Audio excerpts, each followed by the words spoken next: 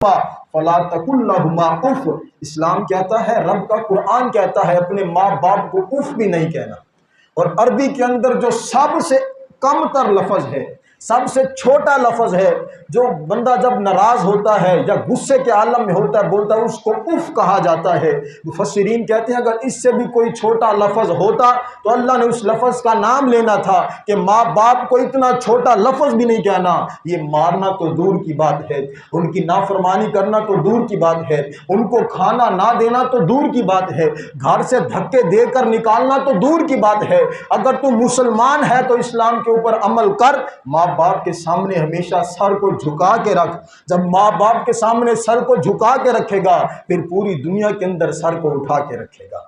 यही वो मकाम है जहां पर तेरे ऊपर जिम्मेदारी है, जरूरी है यहां पे अपने सर को हमेशा झुका के रख। क्योंकि अगर तू यहां सर को झुकाता रहेगा अल्लाह फिर तेरे सर को दुनिया वालों के सामने उठाता रहेगा।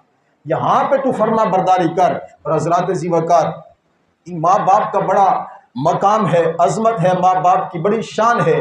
माँ की भी बड़ी शान है, बाप की भी बड़ी शान है। ये नहीं कि खाली माँ का अदब व एहतराम है, माँ का भी अदब व एहतराम अपनी जगह, बाप का भी अपना अदब व एहतराम है। माँ का मुकाम अपना है, बाप का मुकाम अपना है। इस्लाम दोनों को जुदा नहीं करता। जहां माँ की शान को बयान किया है वहां बाप के मकाम को भी बयान किया है। सिर्फ इस्लाम ने यह नहीं कहा कि सिर्फ माँ की शान को बयान करो, बाप को छोड़ दो। माँ तो इतनी तकलीफें बर्दाश्त करती है, जहां माँ तकलीफें बर्दाश्त करती है वहां बाप भी धूप में जलता है। वहां बाप भी ग्राउंड फ्लोर से लेकर 5वीं मंजिल तक ईंटें उठा के अपनी कमर पे जाता है। वहां बाप भी खून पसीने की कमाई घर के अंदर लाता है। वो जो माँ घर के अंदर चार दीवारी के अंदर मलका बन के बैठी है वो बाप ही की वजह से है कि वो बाहर से कमा के उसके लिए लाता है, उसको इज्जत की रोटी खिलाता है। माँ का भी एहतराम करना चाहिए, बाप का भी एहतराम करना चाहिए।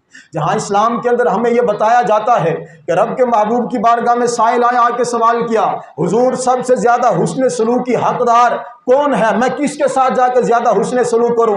रब के महबूब ने इरशाद फरमाया तू माँ के साथ कर। फिर सवाल किया, फरमाया माँ के साथ। फिर सवाल किया, आपने फरमाया माँ के साथ। चौथी मर्तबा पूछा तो रब के महबूब ने इरशाद फरमाया बाप ज्यादा हकदार है हुस्न सलूक का।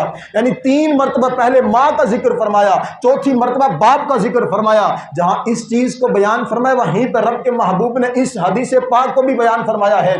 फरमाया रिदर रब्बी फी रिदल वालिद व सख्तुर रब्बी फी सख्तिल वालिद। बाप की नाराजगी के अंदर रब की नाराजगी है, बाप की रजामंदी के अंदर रब की रजामंदी है। अगर तू देखना चाहता है तेरा रब तुझसे राजी है तो अपने बाप को देख ले। अगर तू देखना चाहता है तुझे पता चल जाएगा तेरे ऊपर रब राजी है कि या नाराज है। और हजरात ज़ीवकार याद रखो हमेशा, जहां ये हुक्म हुआ कि तू माँ की फर्मा बरदारी कर, माँ के कदमों के नीचे जन्नत है, वहीं ये भी रब के महबूब ने इरशाद फरमाया बाप की फर्मा बरदारी कर, क्योंकि बाप की रजा के अंदर रब की रजा है, बाप की रजा के अंदर जन्नत बनाने वाले की रजा है। माँ के कदमों में खाली जन्नत रखी है, बाप की रजा के अंदर जन्नत वाले की रजा रखी है।